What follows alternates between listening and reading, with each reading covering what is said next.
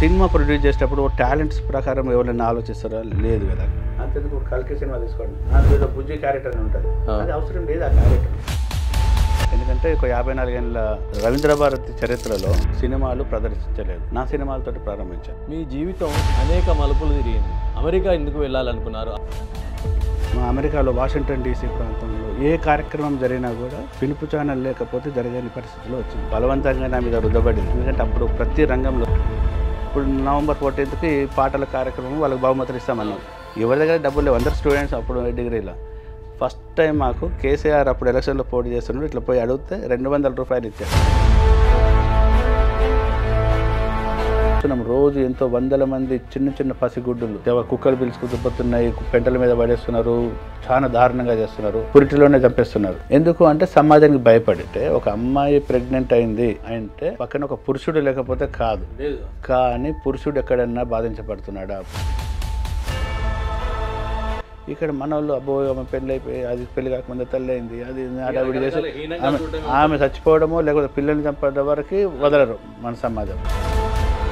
ఇది ఒక మన భారతీయ స్త్రీకే ఎక్కువ, వేరే దగ్గర ఎక్కడ నాకు తెలిసి లేదు. ఇక్కడ మంచి మంచి ఫేమస్ సింగర్స్ 40 సినిమాలకు వాడిన అమ్మాయి కూడా ఊరికే అత్తగారింటికి వేసి కూర్చుంటున్నది. మొట్టమొదటిసారిగా మీరు తీసిన సినిమా అందలరావు, అంటే మీ భాగస్వామ్యం. అంటే వెబ్ సిరీస్ చేసేటప్పుడు ఉండే సమస్యలు వేరే ఉంటాయి. అనుభవాలు అంటే వెబ్ సిరీస్ అది అమెజాన్ ప్రైమ్లో వచ్చింది, అది నేను డైరెక్ట్ చేయలేదు. రకరకాల అవార్డులు పొందారు, ఆ అవార్డుల అనుభూతులేని? అవార్డ్స్ అని చెప్పడం కన్నా దానికి ప్రోత్సాహం అనేది నాకు బాగా అనిపిస్తుంది. లమాఖాన్లో వేసా ఫస్ట్ స్క్రీన్, నేను లేనప్పుడు అమెరికాలో ఉన్నాను. లమాఖాన్లో వేసినప్పుడు మొత్తం హైదరాబాద్లో ఉన్న ప్రతి మీడియా సంస్థ వచ్చిందని. Welcome real talk with AK.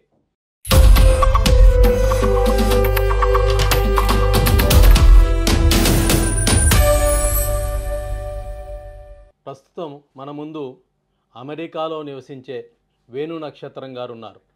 వారు పిలుపు టీవీ ద్వారా అక్కడ సుప్రసిద్ధులు. ఉద్యోగం చేస్తూ అక్కడ తెలుగు జాతిని, తెలుగు వారిని ఏకత్రితం చేసే దిశలో పయనిస్తున్నారు. అనేక కార్యక్రమాలు నిర్వహింపజేస్తున్నారు. పిలుపు టీవీ చేయడంతో పాటుగా శ్రీగీతం నవల, మౌనసాక్షి కథలు రాశారు. ఆ పుస్తకాలు మంచి ప్రసిద్ధి పొందాయి. మౌనసాక్షి కన్నడంలోకి కూడా అనువాదమైంది. ఇటీవలనే కొన్ని సంవత్సరాలుగా సినీ రంగంలోకి అడుగుపెట్టారు. సినీ రంగంలో అంటే సాధారణ వ్యాపార సినీ రంగం కాదు, అది జనాన్ని మేల్కొల్పే సినీ రంగంలోకి అడుగుపెట్టారు. కొత్తగా 2 సినిమాలు తీశారు. వారు తీసిన సినిమాలకు అంతర్జాతీయ గుర్తింపు లభించింది. వారికి రాష్ట్ర స్థాయి అవార్డులు కూడా లభించాయి. తెలుగువారైనా మన సిద్దిపేట వారైనా ఇక్కడ లేకున్నా కానీ ఇక్కడితో అందరితో సత్సంబంధాలు నెలకొల్పుకున్న ఘనత వారిది. నమస్కారం సార్. నమస్తే సార్. నమస్తే. మీరు కొత్తగా సినిమా తీస్తున్నారు, ఏం సినిమా అది? సిద్దిపేటలో అంటే అమెరికా నుంచి వచ్చి సిద్దిపేటలో ప్రాంతంలో షూటింగ్ చేసి సినిమా తీయాలనే ఆలోచన ఎందుకు కలిగింది? సిద్దిపేట అని కాదు, ఒక గ్రామీణ వాతావరణంలో జరిగిన ఒక కథ కాబట్టి. ఇది మనం సిద్దిపేటలో పుట్టాము, ఇక్కడ అంతా తెలుసు కాబట్టి చిన్నకొండవెల్లిలో చేస్తున్నాం షూటింగ్. అంటే నా కథల్లో ఎక్కువరికి గ్రామీణ ప్రాంతాలు, మన చుట్టూ జరిగే కథలు ఉంటున్నాయి. సో అందుకని నాకు ఏంటంటే సిద్దిపేట దగ్గర చిన్నకొండవెల్లి, పెద్దకొండవెల్లిలో మనకి యూత్ బాగా సపోర్ట్ చేస్తున్నారు. అందుకని గత 20 రోజులుగా ఇక్కడే షూటింగ్ చేస్తున్నాం. సినిమా పేరు ఆటాడిన పాట.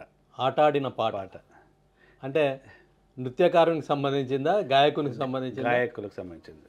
ఇంతకుముందు తీసిన సినిమా అందెలరవం. అది నేను రాసిన నాతిచరామి అనే మౌనసాక్షిలో ఉన్న మొదటి కథ నాతిచరామి. అది ఆ కథ రీత్యా చాలా ప్రాముఖ్యం పొంది మంచి ఫీడ్బ్యాక్ వచ్చింది.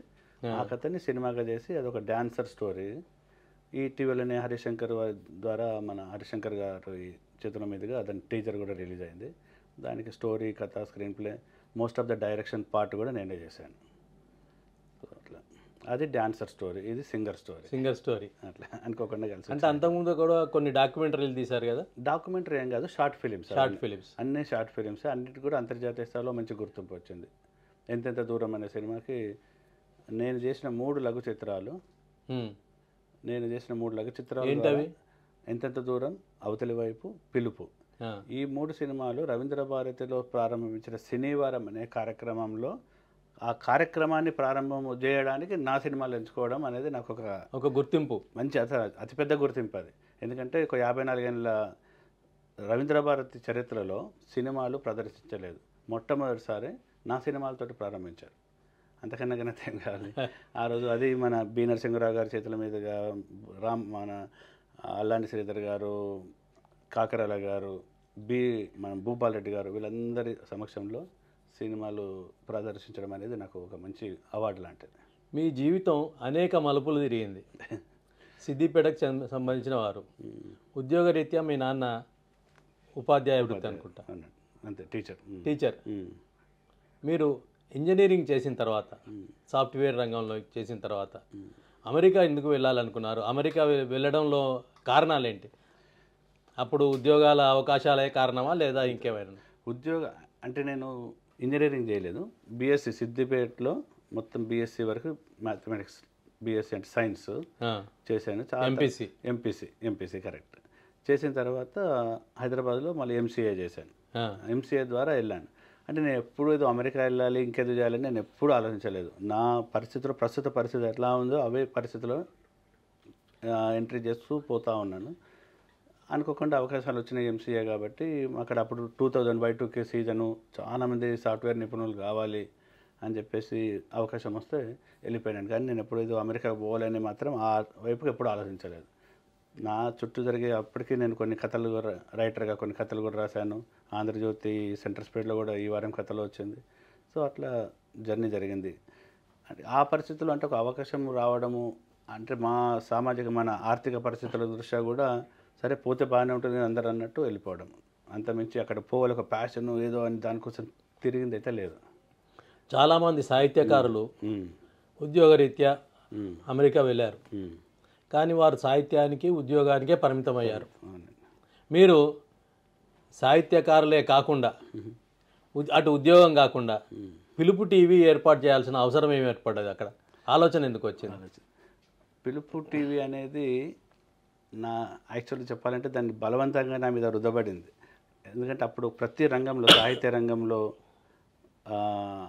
అక్కడ తెలుగుకి ఒక సాహిత్య సేవ ప్రతి ఏదో విధంగా అంటే రైటింగ్, కథలు రాశాను, ఈ చిన్న చిన్న షార్ట్ ఫిలిమ్స్ అవి ఇవి చేస్తున్నాను.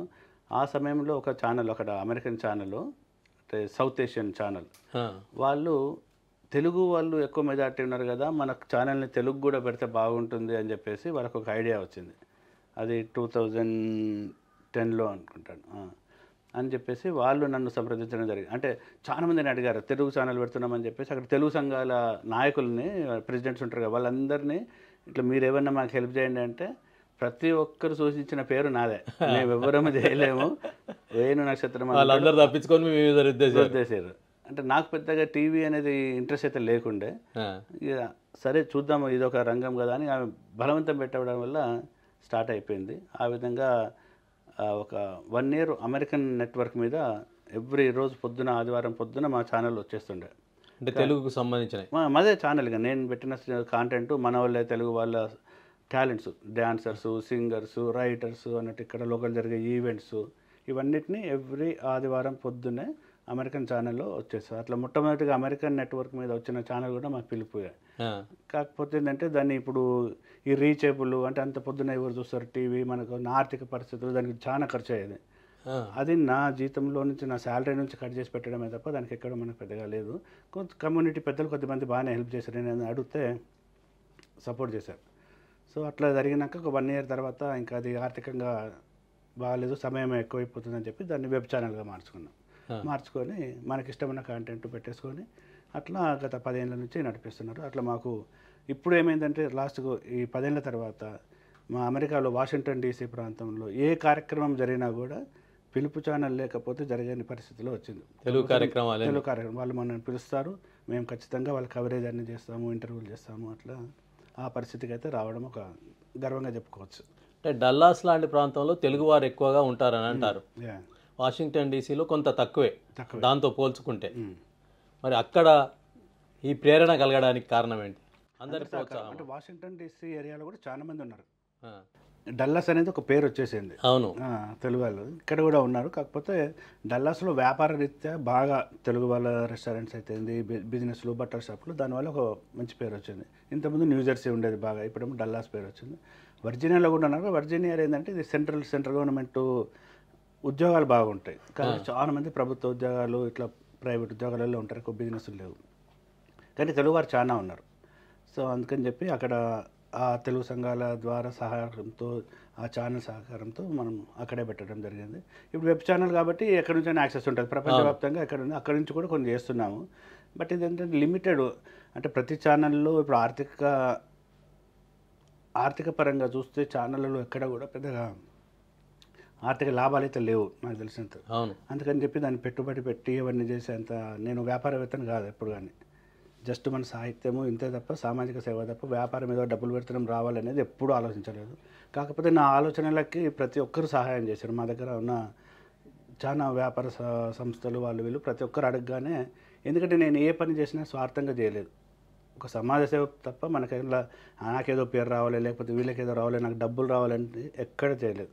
ఇప్పుడు కూడా అంటుంటారు, అంటే నువ్వు ఇంత కష్టపడుతున్నా చేస్తున్నా అంటే గుర్తింపు వస్తుంది. ఏదో ఒక అవసరం, అక్కడ అవసరం, ఒక ఈవెంట్ జరుగుతుంది, ఒక టాలెంట్ ఉంది, వాళ్ళని ఒక 10 మందికి పరిచయం చేద్దాము అట్లా చేసేసి లాస్ట్ మా ఛానల్ ద్వారా కూడా మేము ఒక వెబ్ సిరీస్ చేసినప్పుడు ఒక 20 మంది యాక్టర్లకి, కొత్త యాక్టర్లకి మేము అది ఇచ్చాను. పిలుపు టీవీ ద్వారా కూడా ఆల్మోస్ట్ ఒక 30 మంది యాంకర్లను తయారు చేశాను. ఇప్పటికీ వాళ్ళు మన పేరు చెప్తారు ప్రతి దగ్గర. ఇప్పుడు అమెరికాలో ఏ ఈవెంట్ జరిగినా వాళ్ళు చేస్తున్నారు, వాళ్ళే యాంకరింగ్ చేస్తున్నారు. వాళ్ళు ఇప్పటికీ నా పేరు ఇక్కడ మేము పిలుపు టీవీలో చేయబట్టికి మాకు ఛాన్స్ వచ్చింది అనేటప్పుడు 30 మంది వరకు ఏ ఈవెంట్స్లో కూడా మా వాళ్ళు ఉంటారు. సో అదొక గుర్తింపు, అదొక వాళ్ళకి అట్లీస్ట్ ఒక టాలెంట్ని అయితే పైకి తేవడం తీసుకురావడం జరిగింది అంతే. అలాంటి సంతృప్తి సరిపోతుంది. అంటే వెబ్ సిరీస్ చేసేటప్పుడు ఉండే సమస్యలు వేరే ఉంటాయి, అండి. దాని పద్ధతులు వేరే ఉంటాయి. అవునండి. జనరల్గా టీవీ ఛానల్ మెయింటెనెన్స్ పద్ధతులు వేరే ఉంటాయి. దాని అనుభవాలు ఏంటి? అనుభవాలు అంటే వెబ్ సిరీస్ అది అమెజాన్ ప్రైమ్లో వచ్చింది. అది నేను డైరెక్ట్ చేయలేదు, దాన్ని ప్రొడ్యూస్ మాత్రం చేశాను. ఎందుకంటే టీం వర్క్లో అందరికీ ఛాన్సెస్ ఇవ్వాలని చెప్పి నాతో పనిచేసే ఇంకో కొత్త టాలెంట్ని ఎంకరేజ్ చేశాను. ఏం పేరు దాని సిరీస్? దాని పేరు కాక్టైల్ డైరీస్. దాన్ని ఇప్పుడు యూట్యూబ్లో కూడా ఉంది. అమెరికాలో మనం అని చెప్పి మళ్ళీ దాన్ని ఒక ఫుల్ లెంత్ ఫిలిం లాగా రిలీజ్ చేశాం. అమెరికాలో మనం అంటే మన లైఫ్ ఎట్లా ఉంటుంది, ఒక్కొక్క వర్గానికి సంబంధించిన అంటే యాక్టివిటీస్, ఒక ఉద్యోగం చేసినప్పుడు ఎలా ఉంటుంది, ఒక వెకేషన్ పోయినప్పుడు ఎలా ఉంటుంది అనేది ఇట్లాంటి కాన్సెప్ట్ తోటి ఒక వెబ్ సిరీస్ అప్పుడు అమెజాన్లో బాగానే నడిచింది. యూత్ బాగా గుర్తింపు కూడా వచ్చింది కాక్టైల్ డైరీస్. అంటే మీరు పిలుపు టీవీ కోసం చాలామంది ఇంటర్వ్యూలు కూడా చేశారు. అవునండి. మొట్టమొదటిసారిగా మాకు ఇంటర్వ్యూకి అవకాశం ఇచ్చారు. చాలా రోజుల తర్వాత నన్ను ఇంటర్వ్యూ చేస్తున్నారు. అంటే ఇంటర్వ్యూలు చేసేటప్పుడు అంటే మీ వెలుగులోకి వచ్చిన అమెరికా వారేనా, అమెరికాలోని తెలుగు వారేనా, లేదా ఇటు వచ్చినప్పుడు ఇక్కడ కూడా చేస్తున్నారా? లేదు, ఓన్లీ అమెరికాలో ఉన్న తెలుగు వారినే చేస్తున్నాను. ఎందుకంటే ఇక్కడ ఛానళ్ళు చాలా ఉన్నాయి, ఇక్కడ గుర్తింపుకి ప్రాబ్లం లేదు. మా దగ్గర అమెరికాలో కష్టపడుతున్న వాళ్ళ టాలెంట్ అంటే ఇప్పుడు గ్లోబల్ అయిపోయింది. ఇప్పుడు ఏంటంటే ఒక సినిమా చేస్తున్నారు అని అంటే దాన్ని ఓవర్సీస్ రైట్స్ అంటున్నారు, ఓవర్సీస్ బడ్జెట్ అంటున్నారు, కలెక్షన్స్ అంటే ఒక సినిమా యొక్క గొప్పతనం లేకపోతే గుడ్డా బ్యాడా దాని ఆర్థిక పరిస్థితులు అన్నీ ఒక ఎన్ఆర్ఐ అంటే ఓవర్సీస్ రైట్స్ కంట్రోల్ చేస్తున్నాయి. కానీ అంటే వాళ్ళ బడ్జెట్ పరంగా ఆర్థిక పరంగా చేసినప్పుడు వాళ్ళని ఆలోచించుకొని చేస్తున్నారు. బట్ ఒక సినిమా ప్రొడ్యూస్ చేసేటప్పుడు టాలెంట్స్ ప్రకారం ఎవరైనా ఆలోచిస్తారో లేదు కదా. అక్కడ అంటే మేము ఓన్లీ ఆర్థికంగా సినిమాకి బలం చేకూరుస్తున్నారు తప్ప వాళ్ళని బిజినెస్ పరంగానే ఆలోచన ఉంటుంది, వేరే ఆలోచన ఉండదు. అందుకని చెప్పేసి నేను మన వాళ్ళని కూడా టాలెంట్స్ ఎందుకు యూజ్ చేసుకోవద్దు. ఇక్కడ ఉన్నారు ఇప్పుడు సింగర్స్ ఉన్నారు, రైటర్స్ ఉన్నారు, డాన్సర్స్ ఉన్నారు, మంచి మంచి టాలెంట్స్ ఉన్నారు. అట్లా వాళ్ళందరినీ వెలుగులోకి తీసుకొచ్చాను. ఆ విధంగా ఇప్పుడు కూడా అంటే నేనే అని కాదు కానీ కొన్ని వెబ్ ఛానల్లో పెట్టుకున్న వాళ్ళు కూడా ఈ మధ్య ప్రతి సినిమాలో కూడా ఈ ఎన్ఆర్ఐ టాలెంట్ అనేది కామన్ అయిపోయింది. అంటే ఇప్పుడు మీకు తెలుసు వెన్నెల కిషోర్ లాంటి వాళ్ళు కానీ ఇంకా చాలామంది అక్కడ పనిచేసి ఇక్కడికి వచ్చారు. ఇప్పుడు మన శేఖర్ కమ్ముల గారైనా కానీ మళ్ళీ అక్కడ తీయడము, అక్కడ టాలెంట్ని గుర్తించడం అనేది లేదు. అందుకని ఇట్లాంటి ఆ టాలెంట్స్ ఎవరైతే ఉన్నారో వాళ్ళతో ఇంటర్వ్యూలు తీసుకోవడము, వాళ్ళ స్టేజ్ షోస్ పెట్టేసుకుంటే వాళ్ళని ఎట్లా పబ్లిష్ చేయడము, ఆ విధంగా చేయడం వల్ల చాలామందికి అవకాశాలు వస్తున్నాయి. ఈ మధ్య ఈ పాడుతా తీయగ లాంటి ఈ కాంపిటీషన్స్ ఇవన్నీ రేలా తర్వాత ఈ మధ్య జీ సరిగమపాలో తెలుగులో మా దగ్గర అమ్మాయి అంటే వాళ్ళు ఇక్కడికి వచ్చి పాడాలా? ఇక్కడికి వచ్చి పాడాలి. అమ్మాయి వచ్చేసింది, ఇక్కడ వచ్చింది, మన టైటిల్ కూడా వచ్చింది కదా. సో అట్లా ఎంతోమంది టాలెంట్స్ వస్తున్నారు ఈ మధ్య. సో అందుకని నా మెయిన్ గోల్ ఏంటంటే అమెరికాలో మేము కావాలం మీకు ఆర్థికంగా లాభం చేసుడే కాదు, మాలో కూడా టాలెంట్ ఉంది, వీళ్ళని కూడా యూజ్ చేసుకోండి అనేది ఒక ప్రపంచానికి తెలియజేయడం మెయిన్ ఉద్దేశం, టాలెంట్స్కి అవకాశాలు. అట్లా మీరు ఇలాంటి ప్రయోగాలు చేయడంలో ఆర్థిక భారం ఉంటుంది కదా? ఖచ్చితంగా ఉంటుందండి ఆర్థిక. దాన్ని ఎలా నెట్టుకొస్తున్నారు మరి? నాకు ఫస్ట్ ఆఫ్ ఆల్ మా అమెరికాలో ఉన్న సంస్థలు, యాజమాన్యాలు వాళ్ళందరికీ నేను అందరికీ తెలుసు, అందరితోటి కలిసి పనిచేశాను. నేను అడుగుతున్నాను అంటే ఎవరు కాదన్నారు. అట్లనే మనకు చాలా మంది ఉన్నారు, చాలా సినిమాలు ఇప్పుడు ఇప్పుడు కాక్టైల్ డైరీస్ కూడా మనకు వేరే జయంత్ చెల్ల గారు సపోర్ట్ చేశారు, సోమిరెడ్డి గారు, ఇంకా భాను ఇల్లింద్ర గారు, ఇట్లా చాలామంది మన దగ్గర తెలిసిన వాళ్ళు ఉన్నారు. ప్రతి ఒక్కరు కూడా మనకి అడగగానే సపోర్ట్ చేస్తుంటారు వాళ్ళ చైతన్యంతో. అట్లా నేను కూడా ఏంటంటే మొదలైతే ప్రారంభం ఏదైనా ఒక మంచి పని ఉంది, మంచి ఒక 10 మంది పనికొచ్చేది ఉంది అంటే దాన్ని ప్రారంభించడం ఇంపార్టెంట్, స్టార్ట్ చేయాలి.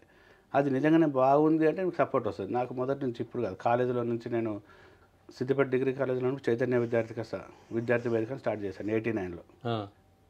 అప్పటి పరిస్థితులు వేరే కదా? అప్పుడు పరిస్థితులు అది అప్పుడు అయినా కూడా పరిస్థితులు అయినా కూడా ఎందుకంటే ఎలక్షన్స్ బ్యాన్ అయినాయి అప్పుడు.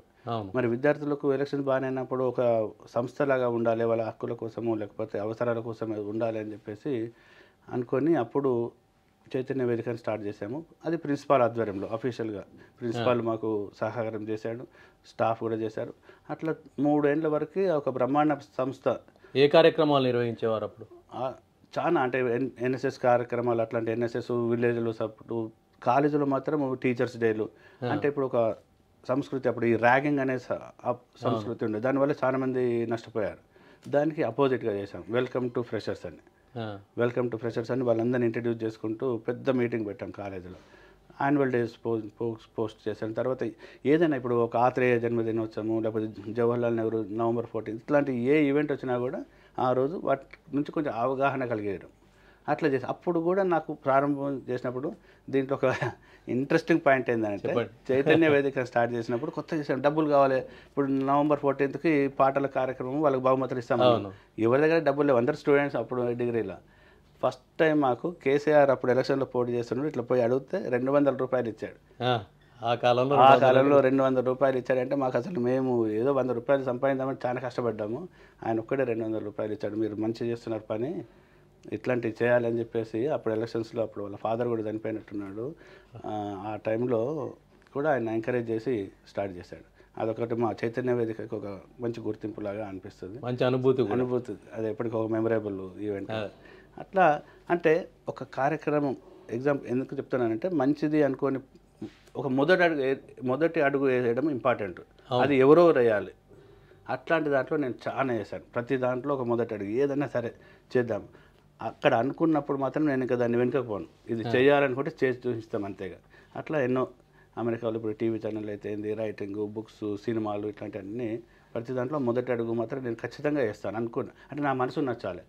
మనసు నచ్చింది అంటే 10 మందికి అవసరం ఉంది, సమాజానికి ఇది అవసరం ఉంది అనుకున్నప్పుడు నేను ఖచ్చితంగా చేస్తాను. అంటే ఇక్కడ సిద్దిపేట అనుభవాలు, అమెరికా అనుభవాలు చాలా భిన్నంగా ఉంటాయి. జీవన విధానం కూడా చాలా తేడా ఉంటుంది. చాలా ఉంటుంది. అలాంటి మార్పుల దృష్ట్యా మీ అనుభూతులు ఏంటి? అనుభూతులు అంటే ఇక్కడ చదువుకునే కాలం ఒకటి వేరే ఉంటుంది, ఇప్పుడు అక్కడ వేరే ఉంటుంది, అక్కడ వేరే ఉంటుంది. జీవన విధానమే చాలా భిన్నంగా ఉంటుంది. అదే అంటే ఇప్పుడు మేము ఎట్లా ఉంటాం, మా ఫాదర్ తోటి మేము కుటుంబం ఎట్లా పెరిగినామో నేను ఎక్కడ మారకుండా అదే సిస్టంలో ఉన్నాను. దానికి బెస్ట్ ఎగ్జాంపుల్ ఏంటంటే ఇప్పుడు మేము ఎక్కడ ఒక ఈవెంట్ జరిగినా, ఒక ఇంట్లో ఒక పార్టీ జరిగినా, ఒక ప్రోగ్రామ్ జరిగినా మేమందరం ఫ్యామిలీ వెళ్తారు, మొత్తం ఫ్యామిలీతో. పిల్లలు ఇప్పుడు వాళ్ళు కాలేజీలో ఉన్నారు, పెద్దవాళ్ళు అయినారు. ఎంతమంది పిల్లలు? 2 కవల పిల్లలు. వాళ్ళు 2 ఇంజనీరింగ్ సెకండ్ ఇయర్ అట్లా కాలేజీలో ఉన్నారు. అందరం కలిసిపోతాం. ఇప్పుడు కూడా నేను లేకపోతే కూడా వాళ్ళు కవర్ చేశారు. మీరు వాళ్ళకి ఎట్లా ట్రైనింగ్ ఇచ్చారు, వాళ్ళు ఎట్లా వస్తున్నారు మీతోటి అనేది ఒక చాలా విచిత్రమైన ఒక వాళ్ళకి ప్రశ్న అన్నట్టు. ఎంత విచిత్రంగా చూస్తారంటే మా పిల్లల్ని ఎంత రమ్మన్నా రారు, మీ పిల్లలు ఎలా వస్తున్నారు? పేర్లేంటి? ఆయుష్, అంకుష్. మిస్సెస్ పేరు అవంతిక నక్షత్రం, ఆయుష్, అంకుష్ 2. సో అది ఎంతమంది విచిత్రంగా చూస్తారంటే నాకు అదే అర్థం కాదు. ఎందుకు విచిత్రం? మనం ఇంట్లో చిన్నప్పుడు ఎక్కడ పెళ్ళిళ్ళు అవుతున్నాయి అంటే అందరం కలిసి వెళ్ళేది. ఇప్పుడు అక్కడ ఎందుకు మరి ఇట్లా సపరేట్ వాళ్ళ ఇంట్లో పెట్టేసి ఐప్యాడ్ ఇచ్చేసి అరే నువ్వు ఆడుకోరా అంతే. దానివల్ల ఎన్నో దుష్ఫలితాలు జరుగుతున్నాయి, చూస్తున్నాం, ఎన్నో అవుతున్నాయి. అవును. సో మనం అది అంటే ఏదైనా మన ఇంట్లో నుంచే స్టార్ట్ చేయాలి అనేది నా చిన్నప్పటి నుంచి మేము మాతో పాటు ఎక్కడ పోయినా తీసుకుపోయేది, ఎక్కడ పోయినా నేర్పించేది. ఇప్పుడు ఈవెంట్స్ అలవాటు, వాళ్ళకి సినిమాలు, వాళ్ళకి ఇప్పటికీ వాళ్ళు ఒక ఒక 10-12 సినిమాలకు వాళ్ళ క్రెడిట్స్ ఉంటాయి. ఫస్ట్ సినిమా వాళ్ళు 5 ఏళ్ళు ఉన్నప్పుడు కూడా వాళ్ళు ప్రొడక్షన్ మొత్తం అసిస్టెంట్ హెల్ప్ చేశారు. 5 ఏళ్ళు ఉన్నప్పుడు వాళ్ళు చిన్న పెద్ద పెద్దవి పట్టుకొని మోసుకొచ్చేసి వాటర్ బాటిల్స్ అట్లా ఇచ్చుకుంటూ వాళ్ళకి తెలుసు ఈ ఫీల్డ్ ఏందనేది. ఇప్పుడు మా అబ్బాయి కూడా వాడు కంప్లీట్ ఇదే ఫీల్డ్లో బ్యాచిలర్స్ డిగ్రీ చేస్తున్నాడు, సినిమాకి సంబంధించిన క్రియేటివ్ మార్కెటింగ్ అట్లా అన్నట్టు. సో అదే ఒకటి, ఇట్లాంటి అనుభవాలు చాలా ఉన్నాయి నాకు. నేను చేసింది ఏంటంటే మనం చిన్నప్పుడు ఇట్లా విన్నాం, ఎక్కడ పోతే ఏముంది మన సంస్కృతి, మన ఎట్లా ఉన్నామో అదే మెయింటైన్ చేస్తున్నాం. అంతేగాని ఏదో అమెరికా కదా ఇలా మన పిల్లల్ని తీసుకుపోవద్దు, లేకపోతే ఇదే చేయొద్దు, వాళ్ళని ఇదే ఆడుకోమను అట్లానే ఏం లేదు. సో అదొకటే. దానికి ఇప్పటికీ నాకు చాలామంది అంటారు, ఇంకొక ఫ్రెండ్ అంటాడు, అన్న నువ్వు వచ్చి మా దగ్గర అది ఆష్బర్న్ అనే ప్రాంతంలో చాలామంది సెలవులు ఉంటారు, నువ్వు వచ్చి నిలబడు అన్న, వీడు ఉంటే నీ చుట్టూ ఒక 10 మంది వస్తారు, నువ్వు ట్రైనింగ్ మా పిల్లలకి అంటారు. There is no such training, అది అవసరం లేదు. అది మనం సింపుల్ జీవన విధానం అంతే, మర్చిపోవద్దు. మన గురువు మూలాలని మర్చిపోకుండా చేయడం అనేది నేర్పిస్తుంది. ఎవరో ట్రైనింగ్ ఇస్తే ఒక రోజు వస్తారు, 2 రోజులు వస్తారు, తర్వాత 4వ రోజు మళ్ళీ వాళ్ళ విధానానికి వాళ్ళు మారిపోతారు. ఇప్పుడు కూడా మా పిల్లలు ఫోన్ మాట్లాడితే తెలుగులోనే మాట్లాడతారు. మీరు కథలు రాయాలనే ఆలోచన అంటే విద్యాభ్యాసం ఆ దశ నుంచి స్టార్ట్ అయింది, 90s స్టార్ట్ అయింది. అవునండి. మొట్టమొదటి పుస్తకం ఏంటి? మొట్టమొదటి పుస్తకము మౌన సాక్షి. మొట్టమొదటి కథ పర్యవసానం, ఆంధ్రజ్యోతిలో వచ్చింది ఫస్ట్ 90sలో, 92లో వచ్చింది. అప్పుడు ముఖ్యంగా ప్రేరణ అంటే మంజీరా రచయితల సంఘం. అదే సిద్దిపేట అంటేనే సాహిత్య రంగము, టాలెంట్స్ అన్నీ సిద్దిపేటలో లేని టాలెంట్ లేదు, అన్నిట్లో ఉంటుంది. సో అట్లా ఈ మంజీరా రచయితల సంఘంలో మనం అట్రాక్ట్ కావడము. అప్పుడు కాత్యాయని మహి గారు, చాలామంది, నిఖిలేశ్వర్ గారు ఇట్లా అందరూ వచ్చి స్పీచ్లు ఇవ్వడము. అక్కడి నుంచి అంటే ముఖ్యంగా చెప్పాలంటే అంతకుముందు కూడా హై స్కూల్లో ఉన్నప్పటి నుంచి కూడా ఏదో రాస్తుంటే, కానీ ఏది కొన్ని పెద్దగా సీరియస్గా తీసుకోలేదు. ఆ తర్వాత మొట్టమొదటి రాసిన కథ పర్యవసానం, దానికి తోటి మంచి పేరు వచ్చింది. ఆ తర్వాత మళ్ళీ మౌన సాక్షి అనే కథ రాశాను, సుప్రభాతంలో వచ్చింది 92, 93. ఆ తర్వాత అమెరికా పోవడం, ఆగిపోయినాను, మొత్తం అయిపోయాను. అమెరికాకి వెళ్ళిపోయాను, మొత్తం 10-15 ఏళ్ళు గ్యాప్ వచ్చింది. అంటే ఇక అమెరికా అనేది మళ్ళీ ఒక కొత్త జీవితంలో ఒక కుస్తీ కదా. అంటే మనని నమ్మి వచ్చిన మన ఫ్యామిలీ కోసం కంపల్సరీ చేయాలి. నాకేదో నా ప్యాషన్ ఉంది, నేనేదో చేసుకుంటాను కాదు. మనల్ని నమ్ముకోవడానికి వచ్చినప్పుడు ఫస్ట్ వాళ్ళ ప్రయారిటీ చూసుకోవాలి, అది నా పద్ధతి. అంటే ఈ మధ్య చూస్తాను కొద్దిమంది వాళ్ళ పాలసీల కోసం, వాళ్ళ యొక్క ప్యాషన్ కోసము ఫ్యామిలీని వదిలేసి అంటే వాళ్ళకి ఇబ్బందులు పెట్టే అట్లా చేస్తాను. నేను అట్లా చేయను. ఫస్ట్ ప్రయారిటీ ఫ్యామిలీ, వాళ్ళకు అన్నీ ఇచ్చిన తర్వాతనే మిగతా ఏదైనా మనం చూసుకోవాలి. సో అట్లా పోగానే ఐటీ రంగం కొత్తగా ఇక్కడ చేసాము ఏదో, కానీ అక్కడికి ఇక్కడికి చాలా తేడా ఉంటుంది. ఆ స్ట్రగుల్లో మనకు మొత్తం నేను మర్చిపోయాను, సాహిత్యం అనేది మొత్తం మర్చిపోయాను ఆల్మోస్ట్. మళ్ళీ 2016లో మనది ఇక్కడ బుక్ వచ్చింది కదా, ఇది మెతుకు కథలు. మెతుకు కథల్లో సంపత్ కుమార్ బెల్లంకొండ సంపాదకీయంలో వచ్చింది. ఆయన ఈ కథని 2-3 సార్లు విన్నాడు, చూశాడు. కొద్దిమంది ఉస్మానియా యూనివర్సిటీలో కూడా వాళ్ళు ఎవరో దాని పిహెచ్డి స్టూడెంట్స్ కూడా తెలంగాణ రచయితల గురించి తీసుకొని రీసెర్చ్లు అవి చేస్తున్నారు అని ఆయన చూశాడు. చూసి అరే ఈయన ఇంత మంచి కథ రాసిన ఆయన ఎందుకు రాయట్లేదు, ఎక్కడ పోయిండు ఈయన అంటే. అంతకుముందు పరిచయం, మనం ఇప్పుడు చాలా రోజుల కింద, కొంచెం 30 ఏళ్ళ కింద పరిచయం. అప్పుడు ఈయన ఎక్కడ పోయిండు అని చెప్పి, నేను ఈరోజు ఈ సాహిత్యంలో కానీ సినిమా స్క్రిప్ట్ రాస్తున్నాను అని అంటే నాకు ఆ బెల్లంకొండ సంపత్ కుమార్ నాకు ఏమంటారంటే ప్రేరణ, చాలా సపోర్ట్, ప్రతి దగ్గర సపోర్ట్. అన్న నువ్వు రాయాలి, నువ్వు ఎందుకు పని చేసినావు, అప్పుడు అంత మంచి కథ రాసినావు. అసలు ఈ కథ మెతుకు కథలలో ముందు మాట రాసిన వాళ్ళు ప్రతి ఒక్కరు ఈ కథను 57 కథల్లో నా కథను ప్రత్యేకంగా మెన్షన్ చేశారు. నందిని సిద్ధారెడ్డి సార్ కావచ్చు, తర్వాత ఆడప లక్ష్మీపతి గారు, తర్వాత సంగిశెట్టి శ్రీనివాస్, ముగ్గురు ముందు పాట రాశారు. ముగ్గురు కూడా ఈ కథను ప్రత్యేకంగా మెన్షన్ చేశారు. అది కథ పర్యవసానం కథ. ఆ కథ మెన్షన్ చేసిన తర్వాత చాలామంది అట్టే అప్పుడు సంపత్ కుమార్ కూడా ఎందుకు ఈయన ఇంత మంచి కథలు వస్తాడని నన్ను వెతికి ఇంకో ఫ్రెండ్ ద్వారా నా కాంటాక్ట్ సంపాదించుకొని నాకు చాలాసేపు, 1 గంట సేపు మాట్లాడి నువ్వు రాయాలి, క్లాస్ వీక్ అంతే చెప్పచ్చు, చాలా క్లాస్ వీక్ చేయాలన్నాడు. కరెక్ట్ అది చెప్పిన తర్వాత 1 సంవత్సరం లోపల మౌన సాక్షి పుస్తకం వచ్చింది. ఒకటే సంవత్సరం. అది ఆ రోజు ఆవిష్కరణ జరిగినప్పుడు కూడా రవీంద్ర ప్రసన్నూరి అదే అంటాడు, 30 ఏళ్ళ కింద రావాల్సిన పుస్తకం ఇది ఇప్పుడు వచ్చిందని చెప్పేసి. వచ్చిన తర్వాత 1-2 ఇయర్స్ లోపలనే దాని కథలు కొన్ని కన్నడలో ట్రాన్స్లేట్ అయినాయి. అది చూడగానే అక్కడ మంచి పేరు వచ్చింది. మెయిన్ సుధా పత్రికలో ఇట్లాంటి మెయిన్ పత్రికలలో వచ్చినాయి. ప్రింట్ మీడియాలు అంటే ఈరోజు వెబ్లో చాలా వస్తున్నాయి, కానీ ప్రింట్లో రావడం అనేది ఇప్పుడు ఒక ఏమంటారు, ఒక అర్హత అనుకుంటారు ఎక్స్ట్రా. అప్పుడు ఉండే ప్రింట్ మీడియాకు ఉండే గుర్తింపు వేరే, ఇప్పుడున్న పరిస్థితులు వేరే ఉన్నది. సో అక్కడ ప్రింట్ మీడియాలో వచ్చింది. సుధా పత్రికలో నా కథ రాగానే అది బాగా మంచి రెస్పాన్స్ వచ్చింది. సేమ్ ఇదే నాతిచరామి కథకే బాగా పేరు వచ్చింది. వచ్చినప్పుడు వెంటనే నాకు వంశీ పబ్లిషర్స్ అని ఫేమస్ కర్ణాటకలో, ఆయన ఫోన్ చేసి నీ పుస్తకం మొత్తం రైట్స్ మాకు అన్నాడు. ఈ రోజుల్లో అంతకన్నా కావాల్సింది వేసుకోవడమే కష్టం. కొల్కులూరి నాగ్ గారు అంత పెద్ద రచయిత, ఇప్పుడు మనకు నెక్స్ట్ జ్ఞానపీఠ రంగంలో పోటీలో ఉన్నాడు.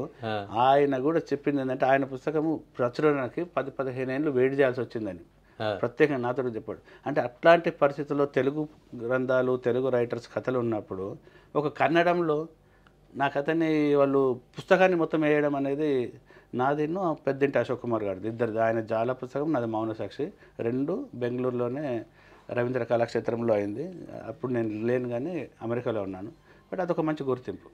సో ఇట్లా ఒక కథలకి గుర్తింపు రావడము, ఆ తర్వాత అరుగు పుస్తకము, తర్వాత శ్రీగీతము, ఇట్లా జర్నీ స్టార్ట్ అవుతూనే ఉంది. అరుగు కథకు కూడా మంచి పేరు వచ్చింది. ఇప్పటికి కూడా అరుగు అనేది ఒక వృద్ధ మహిళ కథ. నేను అనుకున్నానంటే ఏదో కొంచెం లేడీస్, సీనియర్ లేడీస్ అట్లాంటి వాళ్ళు చూసి ముచ్చట పెట్టుకోవడానికి ఉపయోగపడేదని అంటే అది అనుకున్నాను. వాళ్ళే నచ్చుతారేమో అనుకున్నాను.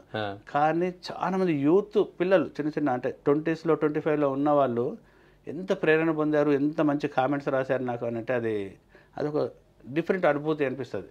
అరే వీడిని ఎట్లా, ఒక పిల్లవాడు అంటాడు, మా నాయనమ్మ ఇప్పుడు ఉంటే కానీ సార్ ఆమె ట్రీట్మెంట్ వేరే ఉండేది. మీ కథ చదివిన తర్వాత వాళ్ళ బాధ ఎలా ఉంటుంది, వాళ్ళ ఫీలింగ్స్ ఏంటి, ఇవన్నీ నాకు అర్థమైనాయి. వాళ్ళు ఏదో మనం పోయేటప్పుడు ఏదో కూర్చుంటారు, వాళ్ళ పని ఏదో వాళ్ళు చేసుకుంటారు, కానీ లోపల వాళ్ళు ఎంత మాత్రం పడుతున్నారు అనే విషయం మీరు చెప్పిన తర్వాత గుర్తుంది. కానీ మా నాయనమ్మ లేదు ఇప్పుడు అని. ఇంకొక పిల్లోడేమో రాత్రి 12 గంటలకు అది చదివిండేట కొద్దిసేపు ఇట్లా కాదులే అని చెప్పి మొత్తం సైలెంట్గా బంద్ చేసి పుస్తకము రాత్రి 11 గంటలకు ఓపెన్ చేసి అంటే కొద్దిసేపు చదివాడు. అది ఎటో వెళ్ళిపోతుంది జర్నీ. అంటే పిల్లలు వచ్చి అడవిడి చేస్తూ ఉన్నారు, అమ్మో ఇది ఇప్పుడు కాదని చెప్పేసి శ్రీధర్ బీరవల్లి అని మిత్రుడు 11 గంటలకు రాత్రి అందరూ పడుకున్నాక పుస్తకం ఓపెన్ చేసి చదివి మొత్తం ఫీల్ అయిపోయి ఏం చేయనో తెలవలే. ఆ క్యారెక్టర్ రత్నమ్మ క్యారెక్టర్ని ఎట్లా పోర్ట్రేట్ చేశాను, ఆమె లాస్ట్కి ఎట్లయిందని చెప్పేసి లేచి ఒక 2 నిమిషాలు మౌనం పాటించారట. ఆమె చనిపోతుంది క్యారెక్టర్. 2 నిమిషాలు మౌనం అంతకన్నా ఏం చేయలేకపోయాడు.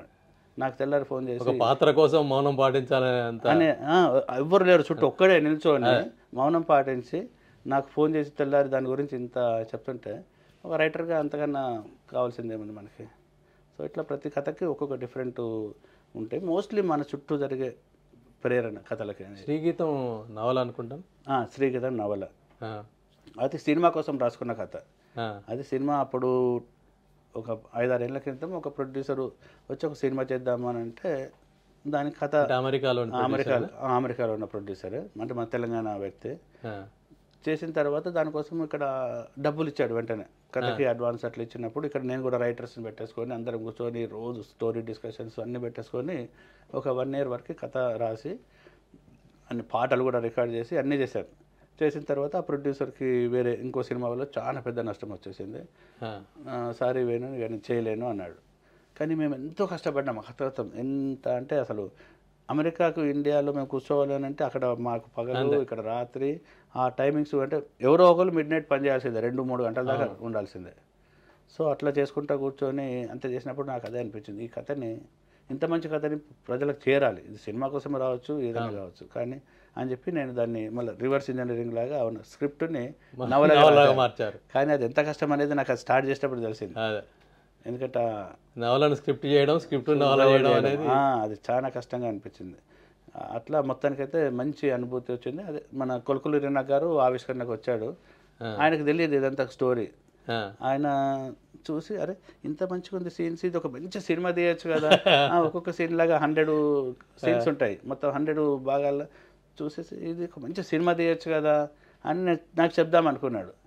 కానీ అక్కడ ఇది సినిమానే అని చెప్పి తర్వాత తెలిసేది. ఆయన స్టేజ్కి వచ్చేటప్పుడు ఇది సినిమా కథనే బాబు అని చెప్పి సార్కి తెలిస్తే చెప్పాడు. మంచిగా ఉన్నాయి, ఒక్కొక్క సీన్ ఇట్లా అద్భుతంగా ఉన్నాయి.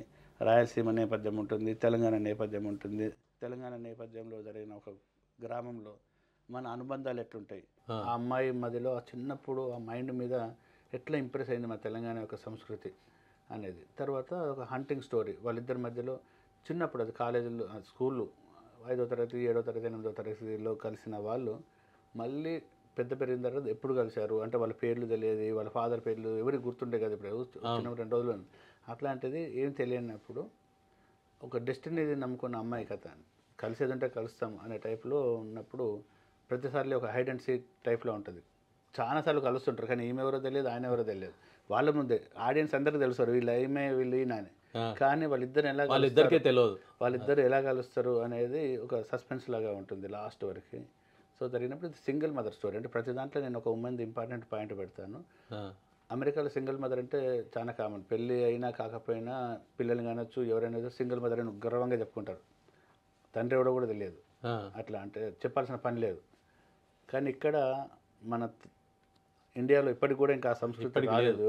కొన్ని అంటే బాగా డబ్బులు ఉన్న కొన్ని, ఇప్పుడు ఎవరు ఒక నీనా గుప్తా అనే ఒక అట్లాంటి ఇద్దరు అయినరు కానీ మిగతా వాళ్ళకు చెప్పుకోలేరు. కానీ మనం చూస్తున్నాం రోజు ఎంతో వందల మంది చిన్న చిన్న పసిగుడ్డులు కుక్కలు పిలుచుకుపోతున్నాయి, పెంటల మీద పడేస్తున్నారు, చాలా దారుణంగా చేస్తున్నారు. అంటే అబార్షన్స్ కామన్. ఆ పరిస్థితి తప్పనప్పుడు చాలామంది పిల్లల్ని పురిటిలోనే చంపేస్తున్నారు. ఎందుకు అంటే సమాజానికి భయపడి. ఇక్కడ మెయిన్ పాయింట్ నేను చెప్పదలుచుకుంది ఏంటంటే, ఒక అమ్మాయి ప్రెగ్నెంట్ అయింది అంటే అది ఆ అమ్మాయి ఒక్కతే కాదు, అది పక్కన ఒక పురుషుడు లేకపోతే కాదు లేదు. కానీ పురుషుడు ఎక్కడన్నా బాధించబడుతున్నాడా, పురుషుడు ఏమైనా ఫీల్ అవుతున్నాడా, అసలు వాడు బయటకు రావట్లేదు. ఇట్లాంటి సమస్యలో ఒక్కతే ఆ సంఘటనకు ఇద్దరు బాధ్యులైనప్పుడు ఈ బాధపడే మాత్రం అమ్మాయి, బ్లేమ్ ఎందుకు అమ్మాయి మీద కావాలి? పరిస్థితి ఏందో ఎవడు అనుకోడు.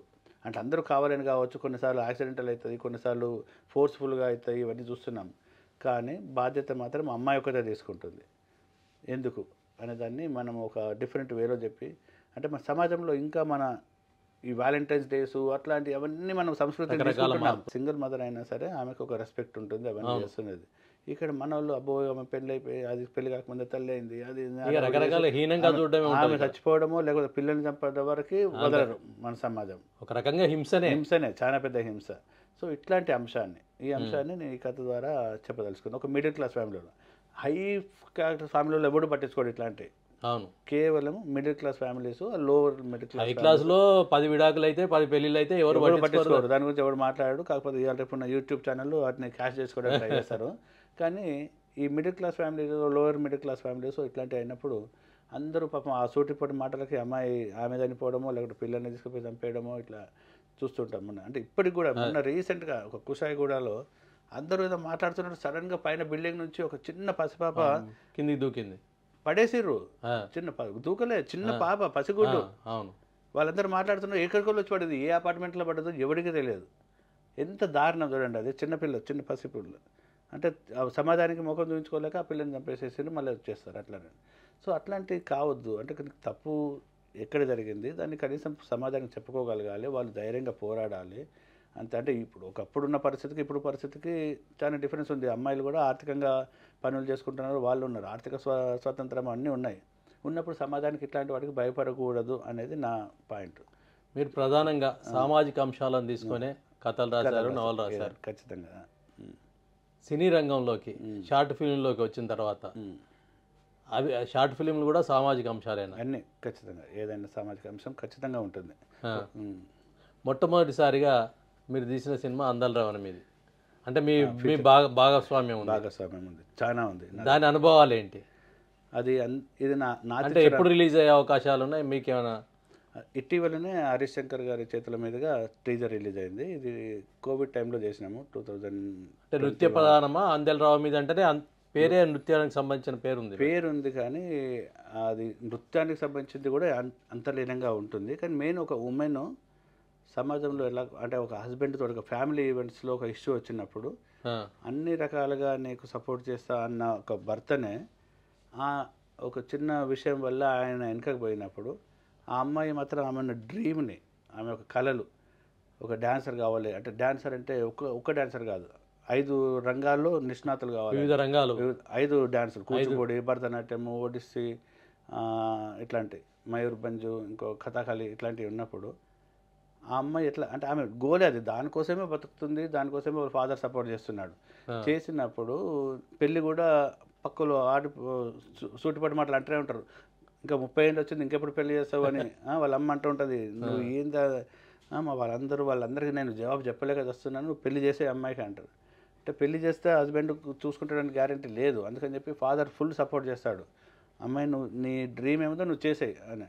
అట్లాంటి పరిస్థితుల్లో ఒక అమెరికా సంబంధం వచ్చి నీ డ్రీమ్స్కి నేను సపోర్ట్ చేస్తాను, నువ్వేముంటావో చేసుకో అని చెప్పేసి అడిగినప్పుడు అనివార్య పరిస్థితిగా చేయాల్సి వస్తుంది, పెళ్లి చేస్తారు. ఎందుకంటే సపోర్ట్ చేసే మంచి భర్త వచ్చింది కదా అనేది. అట్లాంటి అమ్మాయి అమెరికా పోయినప్పుడు ఆ భర్త ఎందుకు చేంజ్ కావాల్సి వచ్చింది, ఈ అమ్మాయి ఎట్లా పోట్లాడి మళ్ళీ అవన్నీ సాధించుకుంది అనేది కథ. ఫ్యామిలీ వాల్యూస్ పూర్తిగా మనం ప్రతి ఫ్యామిలీ జరిగే కథలనే, కానీ ఆ రంగంలో అంటే హస్బెండ్ సపోర్ట్ చేసినా చేయకపోయినా ఆమె ఎట్లా ఒక ఉన్నత స్థాయికి చేరుకుంది అనేది. దీనికి కూడా మూలం మీ నాతిచరామి కథ. నాతిచరామి కథ మొత్తం 100% నాతిచరామి కథని దాన్ని ఒక డాన్సర్ కథకి అన్వయించాం, మార్పులు చేశాం, ఒక డాన్సర్ కథ. సో అది ఇప్పుడు అతి త్వరలో అంటే ఇంకా 2-3 నెలల్లో థియేటర్లోకి రాబోతుంది. మా ప్రొడ్యూసర్ ఇంద్రాణి దౌలరి బాగానే కష్టపడుతుంది దానికోసము. సో దాని అనుభవాలు ఏంటి మరి? అనుభవాలు అంటే అది ప్రతి ఫీచర్ ఫిలిము మీరు తీసిందేమో అమెరికా కథ, నిర్మాత ఏమో తెలంగాణ, ఈ ప్రాంతానికి సంబంధించిన అనుభవాలతో ఉన్నారు. అనుభవాలు అక్కడ ఏమైనా భిన్నమైన దూరంలో వచ్చినాయా లేదా విభేదాలు దాకా పోయినాయా మరి పరిస్థితి? అట్లని కాదు, అంటే ఏ సినిమా కానీ స్టార్టింగ్ చేసినప్పుడు ఒక బడ్జెట్ అనుకుంటారు. ఇది నాకు ఏంటంటే నేను ఒక డైరెక్టర్గా ఫస్ట్ అంటే చాలా చేశాను, కానీ ఇంకొక కంపెనీకి నేను ఒక డైరెక్టర్గా సపోర్ట్ చేయడం అనేది ఫస్ట్ టైము. మనం పూర్తిగా 100% సినిమా రంగంలో అయితే లేను, ఎందుకంటే మనకి ఒక ప్యాషన్ రంగమే చేస్తున్నాము ఇప్పటికి. కాకపోతే నేను ఇది నా 8వ ప్రాజెక్టు, 7 ప్రాజెక్టులు చేశాను నేను. షార్ట్ ఫిలిమ్స్, వెబ్ సిరీస్లు, అట్లా డాక్యుమెంటరీలు అన్నీ చేశాను. సో వాటికి ఉన్న అనుభవంతో మనం స్టార్ట్ చేశాము. ఇప్పుడు ఇండస్ట్రీలో ఉండి ఇప్పుడు దిల్ రాజు లాంటి పెద్ద పెద్ద ప్రొడ్యూసర్లే కథలు అనుకున్నప్పుడు 200 బడ్జెట్ అనుకుంటే ఇప్పుడు మన 400 బడ్జెట్ అయింది. మార్పులు జరుగుతుంటాయి, బడ్జెట్ పెరుగుతుంటాయి ఖచ్చితంగా ఏదో విధంగా. సో అలాంటి అనుభూతి మాకు కూడా జరిగింది. కెమెరా దగ్గర మెయిన్ ముఖ్యంగా ఏంటంటే కెమెరా పరిస్థితి, మనకు అక్కడ ఫుల్ టైం పనిచేసే తెలుగు వాళ్ళు లేరు అమెరికాలో. అంటే ఈ మధ్య వచ్చారు చాలా మంది, కానీ అప్పుడు మేము సినిమా తీసుకుని దొరకలేదు టైంకి. ఎవరైనా ఒక ప్యాషన్. ఎన్ని సంవత్సరాల క్రితం ఇది 21లో స్టార్ట్ చేసాం. ఎవరైనా కూడా ఏంటంటే ఒక ఐటీ రంగంలో అది చేసుకుంటూ పార్ట్ టైంగా చేసుకుంటారు వీకెండ్స్ అట్లా. కానీ మాకేంటంటే మేము ఫుల్ టైం ఒక 4 రోజులు షెడ్యూల్ వేసేసినాము.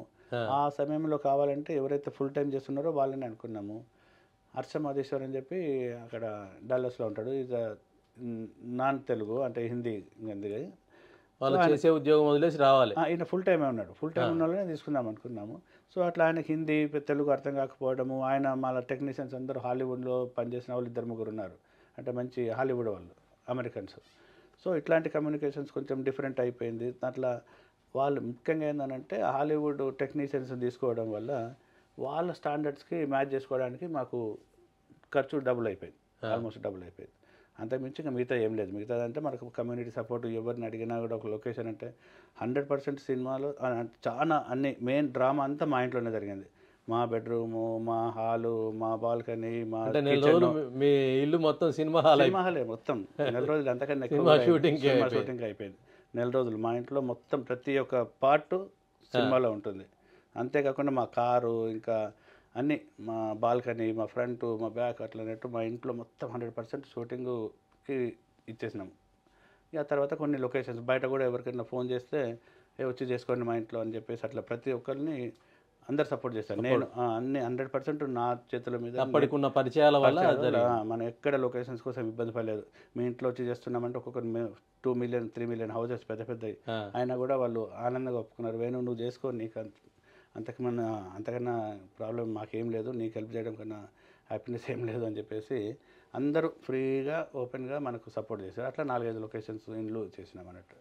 అంతేకాకుండా లోకల్ టాలెంట్స్, పిల్లలు, యాక్టర్స్ అన్నట్టు అన్ని లొకేషన్స్కి మోస్ట్లీ నేను చేసుకునే. సో అట్లా ఒకటే బడ్జెట్ ఏంటంటే ఈ సినిమా కెమెరామెన్కి మాకు అంటే ఆయనతో ఇప్పుడు పని చేయలేదు. ఇది ఎట్లుంటుంది అంటే ఒక జర్నీ స్టార్ట్ కావాలి ఒక సినిమాతో. ఇప్పుడు నేను ఇక్కడ సినిమా చేస్తున్నాను ఆటాడిన పాట, మా జర్నీ 10 ఏళ్ళ నుంచి స్టార్ట్ అయిపోయింది. నేను చెప్పాల్సి ఇక్కడ వాళ్ళేనా వాళ్ళు? అంత ఇక్కడ వాళ్ళే. సో అక్కడ అమెరికాకి ఇక్కడ వాళ్ళని తీసుకుపోలేకపోయినాం, అప్పుడు ఆ వీసాలు ఇవన్నీ ఇష్యూస్ ఉంటాయి. సో దానివల్ల మళ్ళీ మనకు ఫుల్ టైం కావాలంటే కూడా దొరకలేదు. అట్లా ఈ ఫుల్ టైం దొరికిన ఈయనకి మాకు ఏంటంటే ఆ కథ పరంగా ఆ సింక్ కావడం కొంచెం కష్టమైపోయింది. అంటే హాలీవుడ్ వాళ్ళందరూ వాళ్ళ రేంజ్ వేరే ఉంటుంది, మన రేంజ్ పద్ధతులు వేరే ఉంటాయి, వాళ్ళ విధానాలు వేరే ఉంటాయి, అన్ని వేరే. తెలుగులో అంత స్టాండర్డ్స్ అవసరం లేదు మనకు, యాజ్ క్వాలిటీ అనేది ఇంపార్టెంట్. కానీ అంత లెవెల్ మన ఏదో ఆ స్టాండర్డ్స్ అవసరం లేదు. కానీ వాళ్ళకి అర్థం కాదు అది. వాళ్ళు ఏంటంటే వాళ్ళ ఆలోచన ధోరణి భిన్నంగా ఉంటుంది. ఖచ్చితంగా 2 గంటలు కావాల్సిన పని 6 గంటలు 8 గంటలు అయింది. సో దానికల్లా ఓవర్ టైం వేయడం అదొకటి మెయిన్ ఇబ్బంది జరిగింది మాకు. అంతకుమించి ఇంకా వేరే అయితే ఏం లేదు. ఎందుకంటే నేను అన్ని చేసిన 10 ఏళ్ళ నుంచి చేసినాం. ఏదో ఈ రోజుల్లాగా ఇప్పుడు చాలామంది డైరెక్టర్ చూస్తారు, వాడు కథలు రాసి డైరెక్టర్ వచ్చి డైరెక్ట్ చేస్తా అంటారు. అట్లా కాదు. నేను అమెరికాలో 5.5 సంవత్సరాలు ప్రతి వీకెండ్ సాటర్డే సండే, నేను ఇప్పుడు ఐటీ రంగంలో పనిచేసినప్పుడు ప్రతి వీకెండ్లో ప్రతి ఒక్క వీకెండ్ నేను ఒక సినిమా ప్రొడక్షన్లో ఉంటుంటే ఏదో ఒక పని. అంటే అప్పుడు నేను ఇంకా డైరెక్టర్ కాలేదు, స్క్రిప్ట్ ఏదంటే వాళ్ళ దగ్గర ప్రొడక్షన్ అసిస్టెంట్లు కావాల్సి ఉంటుంది, కెమెరా అసిస్టెంట్లు కావాల్సి ఉంటుంది, చిన్న చిన్న షార్ట్ ఫిల్మ్స్, పెద్ద పెద్ద సినిమాలు, అట్లా అన్ని రకాల సినిమాలు ఉంటాయి. ఎవ్రీ వీకెండ్ మాకు ఒక పేజ్ ఉంటుంది అక్కడ, క్రెగ్ లిస్ట్ అనే దాంట్లో టీవీ వీడియోలో అట్లా మీడియా రిక్వైర్మెంట్ ఇస్తుంటారు అన్నట్టు. ఇవాళ ఉంది మాకు ఇది కావాలి అది కావాలని. ఎవరు పెద్ద డబ్బులు ఇయ్యరు కొత్త వాళ్ళకి, కానీ క్రెడిట్స్ ఇస్తారు. మనకు కావాల్సింది ఏంటంటే ఫీల్డ్ వాళ్ళు ఏం చేస్తారో నేర్చుకోవాలి, చూడాలి ఎట్లుంటుందో. అట్లా నేను మా పిల్లల్ని కూడా, చిన్నపిల్లలు 2 ట్విన్స్, తను కష్టపడ్డా కూడా నేను పోయేసి వస్తుంటే నువ్వు వెళ్ళిపో అని చెప్పి కూడా నాకు మంచి ఫ్యామిలీ సపోర్ట్ ఉంటుంది. దానివల్ల నేను చేయగలిగాను. ఎప్పుడు రాత్రి పగలు అట్లా వచ్చేసి, అంటే కొన్ని షూటింగ్స్ నైట్ డేస్ కూడా అవుతాయి. అట్లా 5.5 ఏళ్ళు పని చేసినా కానీ నేను ఎక్కడ కూడా ఇదేదో తీస్తాను ఇదేదో రాస్తాను పెన్ను పట్టలేదు, రాయలేదు. జస్ట్ అబ్జర్వేషన్ నేర్చుకోవడం. ప్రతి ఒక్క రంగంలో స్క్రిప్ట్ ఏంది, స్క్రీన్ ప్లే ఏంది, కెమెరాలు ఏంటి, అవేందని అట్లా అని చెప్పి నేను ఏంటంటే కెమెరా రంగానికి పోలేను. కెమెరా అనేది అదొక పెద్ద మహాసముద్రం, దాంట్లో మనం వేలు పెట్టలేము. కొంతమంది చెప్తారు కథ, స్క్రీన్ ప్లే, డైరెక్షన్, కెమెరా అని పెడతారు, అది ఈ మధ్య చూసాం. కానీ అట్లాంటి నేను అది పోలేదు, ఎందుకంటే అది అంత గోస్ట్లను ఉపయోగించుకోవడమే, అది ప్రొఫెషనల్ సర్వీసెస్ అట్లా పెట్టుకుంటున్నారు. అందుకని చెప్పేసి నా కెమెరా అనే దాంట్లో నాకు కావాల్సిన ఫీల్ వస్తుందా లేదా అంటే, ఇప్పుడు డిఓపి డైరెక్టర్ ఆఫ్ ఫోటోగ్రఫీలో కెమెరామెన్ అంటే వాడు ఆ రంగంలో ఎంతో కష్టపడి ఎన్నో రకాల టెక్నిక్స్ అవన్నీ ఉంటాయి. అంటే అదొక పెద్ద మహాసముద్రం. ఆ సముద్రంలో వాడు చూస్తాను పెద్ద పెద్ద కెమెరామెన్లు ఎట్లా అవుతున్నారు అనేది. అంత దాంట్లోకి నాకు కాన్సన్ట్రేషన్ స్క్రీన్ ప్లే అనుకుని నేను పోయి వెళ్ళి పెట్టేసి నాకు ఈ లెన్స్ పెట్టు ఆ లెన్స్ పెట్టు అని చెప్పేసి వాళ్ళని అది చేయండి. నేను ఫ్రీడమ్ ఇస్తాను ఎవరు కానీ మన కెమెరామెన్స్, మీరు పెట్టండి ఫ్రేమ్, నా సబ్జెక్ట్ ఇది స్క్రీన్ ప్లే. అంటే ఫస్ట్ సబ్జెక్ట్ అర్థం చేయడానికి నేను చాలా టైం తీసుకుంటాను. ఇప్పుడైతే మీరు సినిమా చేశారు, నాతి చరామిని కథను వాడుకున్నారు. కథలో సినిమాలు అనేసరికి చాలా మార్పులు ఉంటాయి, ఖచ్చితంగా వస్తాయి. దీనికి కూడా చాలా మార్పులు గురైనాయి. కథని ఒక స్క్రీన్ ప్లే రాయాలనుకున్నప్పుడు కొత్త క్యారెక్టర్స్ చాలా వస్తాయి. స్క్రీన్ ప్లే మీరే రాశారు కదా? 100% స్క్రీన్ ప్లే నేనే రాశాను. అయితే ఇప్పుడు మనకి హరికృష్ణ గారు ఆ రోజున కథలు చదివి అదే చెప్పాడు, మామిడి హరికృష్ణ గారు రవీంద్ర భారతిలో. అంతేందుకు మన ఆంధ్రజ్యోతి కే శ్రీనివాస్ ఆయన కూడా వచ్చిన ఈ మౌనసాక్షి కథ చదివాడు, నాతి చరామి చదివాడు, తర్వాత ఇంకొకటి అశ్రు ఒకటి కథ చదివాడు, పూర్వ సంపాదకులు. ఆయన ఒకటే చెప్పాడు ఏంటంటే, ఈయన ఒక ఫిలిం మేకరు, ఆయన మైండ్లో ఒక ఫిలిం అనేది ఉంటుంది. ఆయన కథ రాసినప్పుడు కూడా ఆటోమేటిక్గా స్క్రీన్ ఆలోచన అట్టే ఉంటుంది. ఆయన పెన్నులో ఒక సాఫ్ట్వేర్ ఉంటుంది, స్క్రీన్ ప్లే సాఫ్ట్వేర్ ఉంటుంది అని చెప్పి కే శ్రీనివాస్ గారు అన్నారు, మన మామిడి హరికృష్ణ గారు. అది నాకు ఒక మంచి కాంప్లిమెంట్ లాగా. అంటే నేను కూడా ఏంటంటే ఒక ఆడియన్స్ ఎట్లా ఆలోచిస్తారు ఒక కథ రాసేటప్పుడు, అందుకని చెప్పేసి ఫస్ట్ ఒక 4-5 లైన్లు చదివినప్పుడు వాళ్ళు ఆపరు. ఇప్పుడు నా మౌనసాక్షి పుస్తకము 8 గంటల్లో చదివిన వాళ్ళు చాలామంది ఉన్నారు. అంటే ఫస్ట్ 8 అవర్స్ ఇంకా ఆపరు దాన్ని. ఆగంచడి కథలు సిగరెట్ సార్ కూడా అదే అన్నాడు, ఏ కథ చదివినా కూడా బాగా ఉంటాయి ఎట్లా అని. సో అట్లా నేను ఆ స్క్రీన్ ప్లే అనేది నా కథల్లో ఖచ్చితంగా ఉంటుంది. ప్రతి కథలో స్క్రీన్ ప్లే తోటి స్టార్ట్ చేస్తాను నేను. సినిమా చేసింది కూడా నేను ఇక్కడ వాళ్ళు ఏంటంటే ఇక్కడ కథ ఇస్తారు, ఒక బేస్ కథ ఇచ్చి ఇవన్నీ క్యారెక్టర్స్ ఇట్లా అని చెప్తుంటారు. ఇప్పుడు నేను కూడా నా అసిస్టెంట్, నా కెమెరామెన్, వీళ్ళందరికీ మాకు ఒక సింక్ అయిపోయింది. వాళ్ళకి తెలుసు ఈ సార్ది ఇట్లే ఉంటుంది, ఇక్కడ ఫ్లాష్ బ్యాక్ సీన్ వస్తుంది అనేది. ఆ ఫ్లాష్ బ్యాక్ వాళ్ళు దాన్ని సపరేట్ పెట్టుకుని వాళ్ళు చేసుకుంటారు.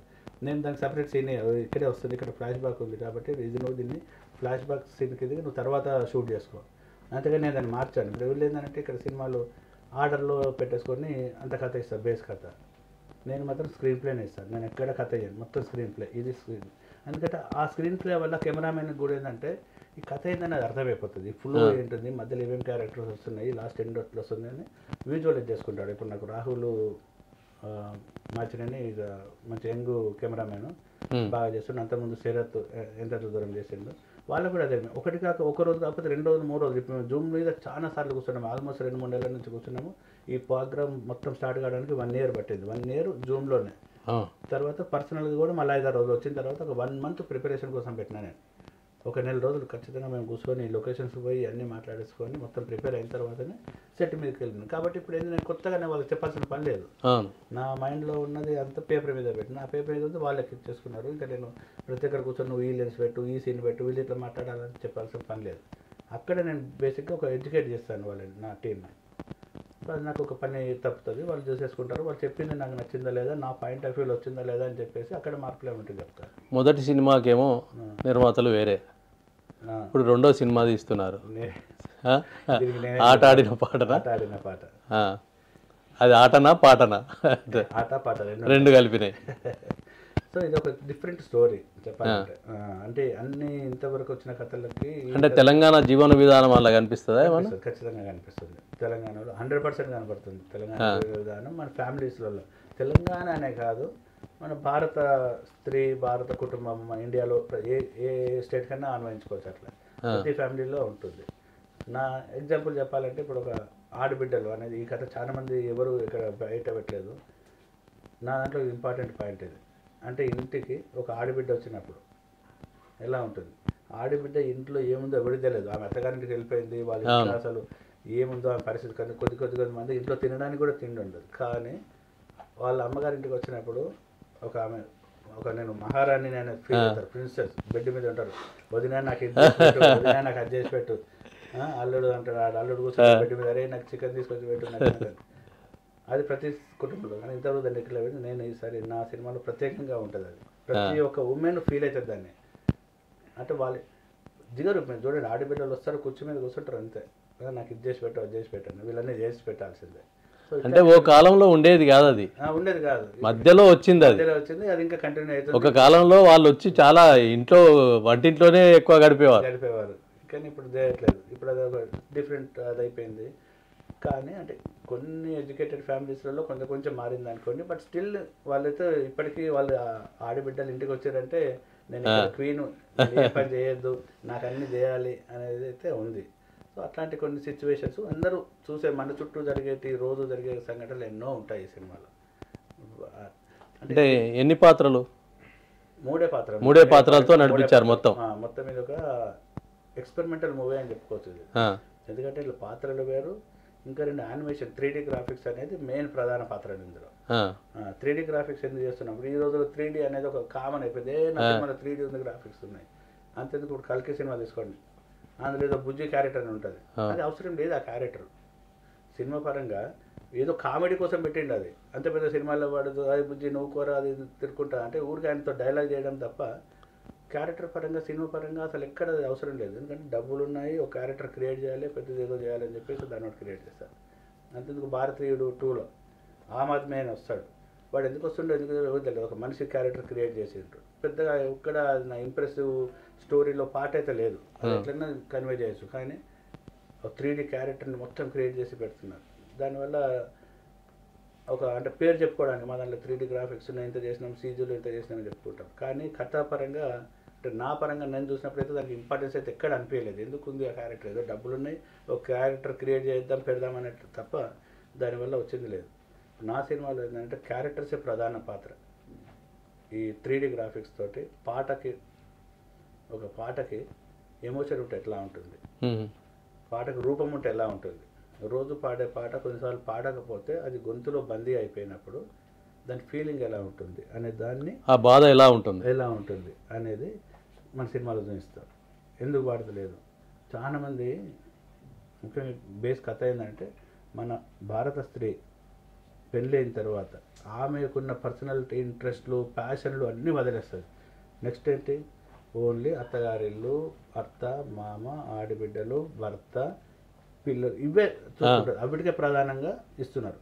ఇది ఒక మన భారతీయ స్త్రీకే ఎక్కువ ఉంది, వేరే దగ్గర ఎక్కడ నాకు తెలిసి లేదు.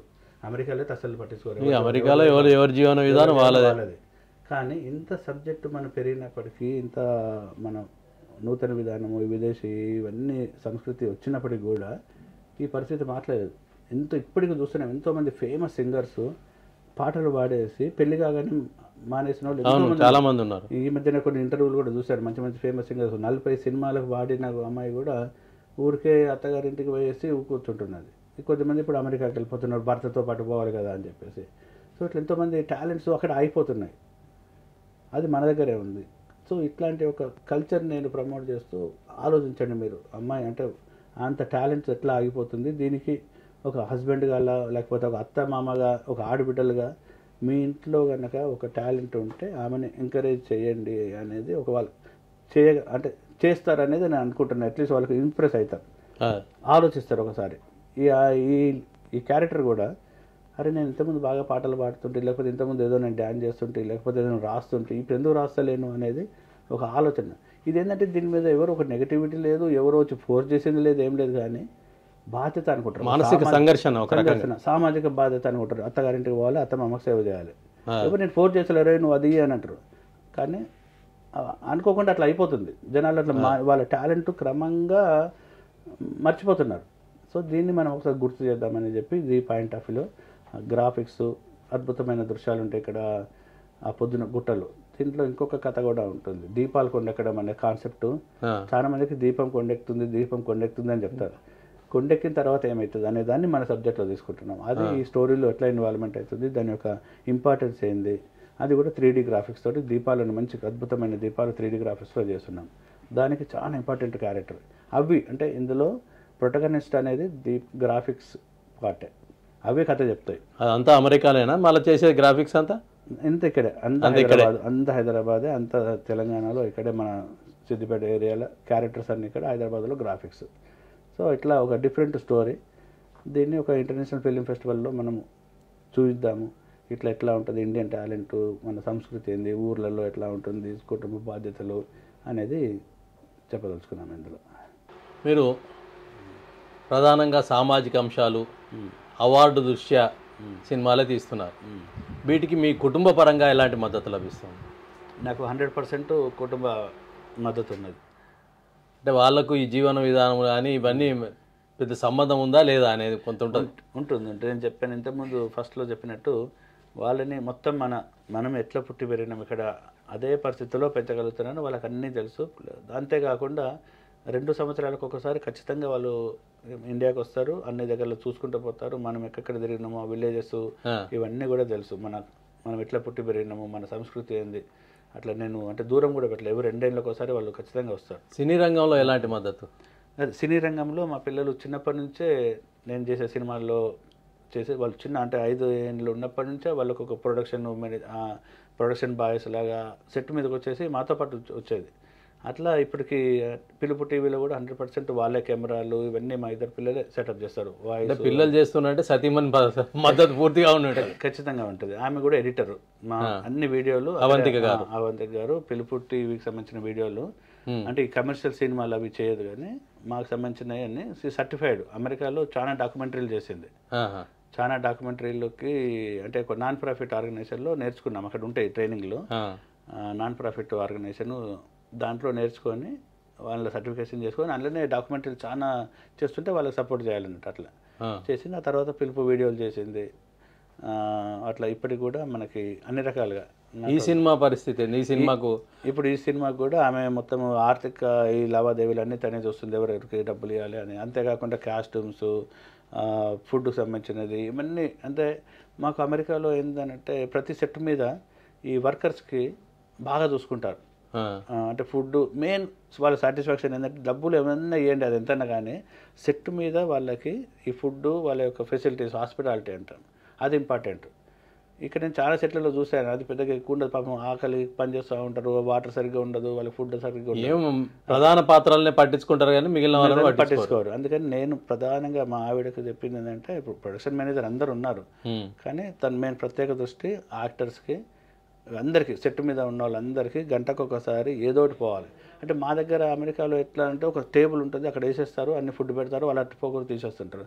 కానీ ఇక్కడ ఆ పద్ధతి కొంచెం వర్కౌట్ అయ్యేట్టు కనపడలేదు. అందుకని చెప్పేసి మేము ఏం చేస్తామంటే ఎవ్రీ 1 అవర్కి అందరికీ సప్లై చేస్తుంటాము. అదే కాకుండా ఇప్పుడు కాస్ట్యూమ్స్లో తక్కువ ఉన్నాయంటే తను పోయేస్తుంది, ప్రాపర్టీస్ తక్కువ ఉన్నాయంటే పోయేస్తుంది. సో అట్లా మనకు మా సంపూర్ణ మద్దతు ఫ్యామిలీ నుంచి ఉండేపటికే నేను ఈరోజు ఈ లెవెల్లో ఉన్నాను. మరి ఆర్థిక పరంగా చాలా సమస్యలు ఉంటాయి కదా? ఆర్థిక పరంగా కూడా ఉంటుంది. అంటే మీరు తీసేదేమో అవార్డుల ఆలోచన. అంటే నేను మీకు ముందు ఇంతకుముందు చెప్పాను ఫస్ట్ దాంట్లోనే, నేను అదొక ఇది పద్ధతి మంచిగా ఉంది, ఇది చేద్దాం అనుకుంటే నా కమ్యూనిటీ సపోర్ట్ బాగా ఉంటుంది. సో ఇట్లా ఒకటి నేను ఇట్లా ఎవరికని చెప్పి ఇట్లా చేస్తున్నానండి అనగానే ఖచ్చితంగా నాకు సపోర్ట్ చేసే వాళ్ళు బాగున్నారు. కానీ ఈసారి ఇది కొంచెం పెద్ద ప్రాజెక్ట్ అయిపోయింది కాబట్టి నేను కూడా కొంచెం సపోర్ట్ చేసే వాళ్ళలో ముఖ్యులు ఎవరైనా ఉన్నారా? ముఖ్యులు అట్లా అని చెప్పలేం, కానీ ఇప్పుడు సంతోష్ సోమిరెడ్డి అని ఉన్నారు.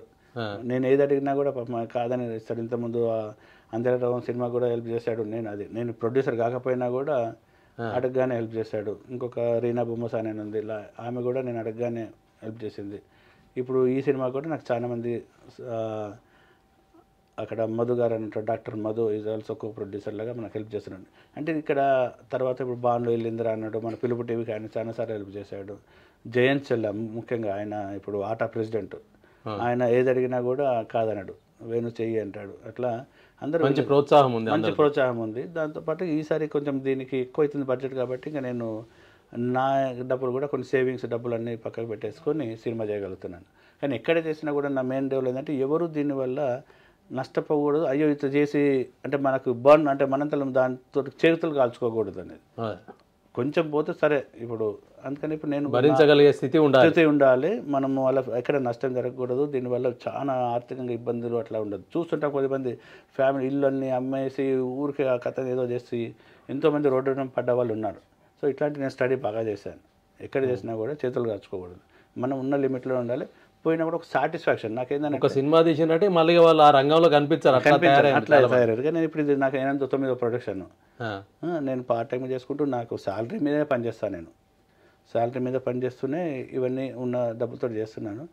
కానీ ఎక్కడ చేసినా కూడా ఏ సినిమా అయిపోయిన తర్వాత ఒక ఈ ఆడియన్స్ రెస్పాన్సు లేకపోతే అవార్డులు వచ్చిన దాని మీద ఆ సాటిస్ఫాక్షన్ అనేది వేరే ఉంటుంది, చాలా డిఫరెంట్. నాకు అక్కడ ఏదో పోయినా కొన్ని డబ్బులు పోయినాయి అనిపిస్తుంది, కానీ ఇది ఆ కవర్ చేస్తుంది దానికి. అట్లా దానివల్ల నేను ఎక్కడ నష్టపోకుండానే ట్రై చేసుకుంటాను. కానీ ఇప్పుడు ఇంకా ముందు తీసేది మాత్రం ఖచ్చితంగా కొంచెం కమర్షియల్ ఎలిమెంట్స్ తోటే చేద్దామని ప్లాన్ చేస్తున్నాము. ఎందుకంటే ఒక డబ్బులు కమర్షియల్ ఎలిమెంట్స్ అంటే బడ్జెట్ విపరీతంగా పెరిగిపోద్ది. మరి ఉన్న బడ్జెట్లోనే చేయొచ్చు, బట్ ఇంకా ఫ్యూచర్ ప్లాన్స్ అయితే ఉన్నాయి. బట్ దాంట్లో కూడా ఏంటంటే అదే ఇప్పుడు అనుకున్న బడ్జెట్లోనే చేయాలనేది కొంచెం అటు ఇటు అయిపోతుంటుంది. కానీ మనం నమ్మి డబ్బులు ఇచ్చినప్పుడు ఇప్పుడు ఈ సినిమా చూస్తుంటే నాకు ట్రైలర్స్ నా రష్ చూసి చాలామంది వచ్చారు, మన సినిమా చేద్దాం నెక్స్ట్ అది ఇదని, ఇప్పుడు కమర్షియల్ సినిమా చేయండి మేము రెడీగా పెడతామనే వాళ్ళు చాలామంది ఉన్నారు.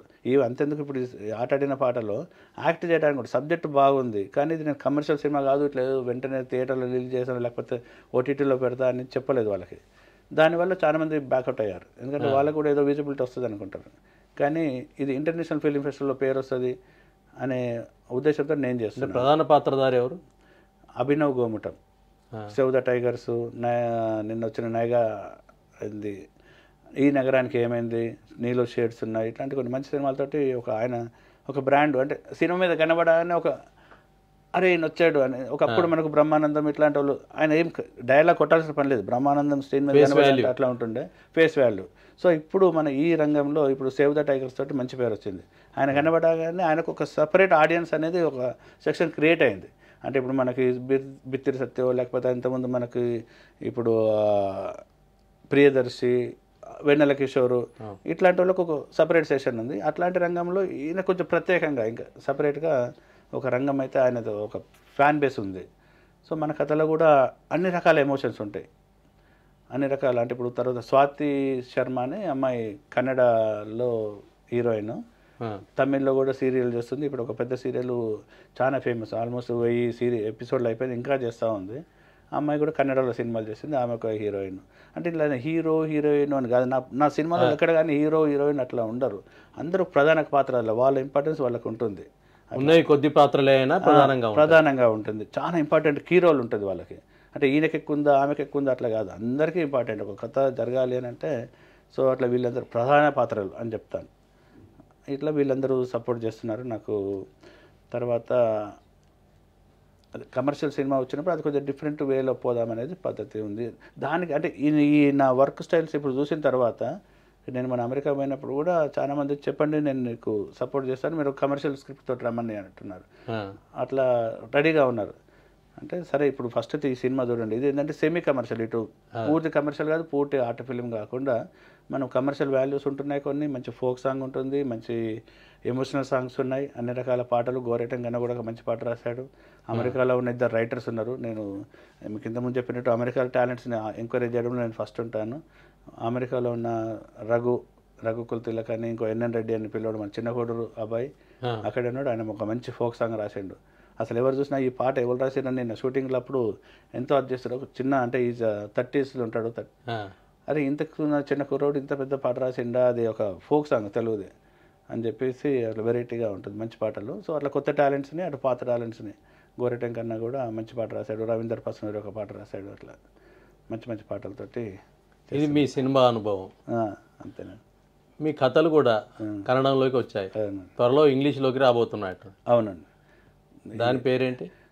The snowy whispers of the soil. Snowy whispers of the అంటే మంచు కప్పిన మట్టి కథలు. దాన్ని కొంచెం ఇంగ్లీష్లో పెట్టేసుకుంటే ఇట్లా వస్తుంది, మంచు కప్పిన మట్టి కథలు. అంటే మన మట్టి నుంచి అమెరికా వరకు, ఇక్కడ మట్టి ఎర్రసాయి మన దగ్గర నుంచి తెలంగాణ నుంచి అమెరికా ప్రయాణం ఎట్లా జరిగింది, అక్కడ కథలు ఇక్కడ కథలు అన్నీ కలిసి ఒక అంటే చాలామంది నాకు నాన్ తెలుగు ఫ్రెండ్స్ కూడా ఉన్నారు. తెలుగులో కూడా సగం తెలుగు చదవని వాళ్ళు చాలామంది ఉన్నారు. మాట్లాడతారు కానీ తెలుగు చదవరాదు. అరే నువ్వు కథ చదివిన నాకు ఎట్లా చదవాలి, ట్రాన్స్లేటర్ ఉందా అని అడిగేటోళ్ళు చాలా మంది అయిపోయారు. అందుకని చెప్పి వాళ్ళందరి యొక్క ప్రోత్సాహంతో నేను ఏం చేస్తున్నట్టు ఇప్పుడు ఈ మంచు కప్పిన మట్టి కథలు అని చెప్పేసి the snowy whispers of the soil అని చెప్పేసి అతి త్వరలో రిలీజ్ చేయడానికి చేస్తున్నాను. అంతా అయిపోయింది. బుక్ ప్రింట్ మేబీ నేను పోయే లోపల రిలీజ్ అవుతుంది బుక్. మీరు రకరకాల అవార్డులు పొందారు. ఆ అవార్డుల అనుభూతులు ఏంటి? అవార్డులు అంటే ఇప్పుడు ఎంత దూరం చేసినప్పుడు ఎన్నో రకాల అవార్డ్స్ వచ్చినాయి. దాన్ని అవార్డ్స్ అని చెప్పడం కన్నా దాని ప్రోత్సాహం అనేది నాకు బాగా అనిపిస్తుంది. లమాఖాన్లో వేసాను ఫస్ట్ స్క్రీనింగ్, నేను లేనప్పుడు అమెరికాలో ఉన్నా. లమాఖాన్లో వేసినప్పుడు మొత్తం హైదరాబాద్లో ఉన్న ప్రతి మీడియా సంస్థ వచ్చింది దానికి. ప్రతి మీడియా సంస్థ వచ్చి ప్రతి పత్రికలో పెద్ద పెద్ద ఆర్టికల్స్ రాసిండ్రు. అంటే ఇప్పుడు అల్లం నారాయణ గారు, భరత్ భూషణ్, తర్వాత కట్ట శేఖర్ గారు, ఇట్లాంటి ప్రతి పత్రిక నుంచి, టీ న్యూస్ నుంచి వాళ్ళందరూ వచ్చారు మొత్తం. తర్వాత HMTV నుంచి, HMTVలో 8 minutes ఆ కథల మీద, నా సినిమా మీద ఒక చర్చ జరిగింది. 26 నిమిషాల సినిమా మీద 8 minutes వాళ్ళు స్టోరీ రాశారు. ఉన్న 26 నిమిషాల సినిమా మీద. అంటే అప్పుడు ఆ మూర్తి గారు వాళ్ళందరూ ఉండరు కదా, వాళ్ళకి బాగా నచ్చింది అట్లా, బాగా నచ్చింది అట్లా. సో ఆ లమాఖాన్లో చేసినప్పుడు అందరు ప్రముఖులు, హైదరాబాద్లో ఉన్న చాలామంది ప్రముఖులు వచ్చి ఆ సినిమా చూడడం, అదే మనకి ఎంత అవార్డు వచ్చినా అంత సాటిస్ఫాక్షన్ రాదు. ఒక్కొక్కరు మాట్లాడుతుంటే కథ గురించి, సినిమా గురించి. సో అట్లా వచ్చింది. నా తర్వాత ఏకశిల అవార్డ్స్లో మనకి best director, best script, best cinematography award కూడా వచ్చింది. అమెరికాలో కూడా వాషింగ్టన్ మ్యూజిక్ ఫిలిం ఫెస్టివల్ అని ఒకటి ఉంటుంది, దాంట్లో ఒక అవార్డు వచ్చింది. తర్వాత Telangana film festival, first Telangana film festival కొత్తగా స్టార్ట్ అయింది అప్పుడే, దాంట్లో కూడా మెయిన్ ఫిలింగా అవార్డు వచ్చింది. అట్లా ఏ సినిమాకు? ఇంత దూరం, అవతలి వైపు పిలుపు, ఈ మూడింటికే చాలా అవార్డ్స్ వచ్చాయి. అట్లా ఆ మూడింటిని నేను 3 సినిమాలు కలిపి 3 హృదయాల చప్పుడు అని చెప్పేసి ఇప్పుడు యూట్యూబ్లో కూడా ఉంది, అన్ని ఛానల్స్లో ఉంది అది. అంటే ఐ డ్రీమ్స్లో ఉంది, మైక్ టీవీలో ఉంది, యోయో టీవీలో ఉంది. అందరూ కావాలన్నది అందరికీ మనకు కావాల్సింది ఏంటంటే ఒక మంచి మెసేజ్ అందరికీ రీచ్ కావాలి అనేది నేను. అంతేగాని దాని మీద హిట్స్ వచ్చేసి నాకు ఏదో డబ్బులు కావాలనేది మాత్రం పెద్దగా పట్టించుకోను.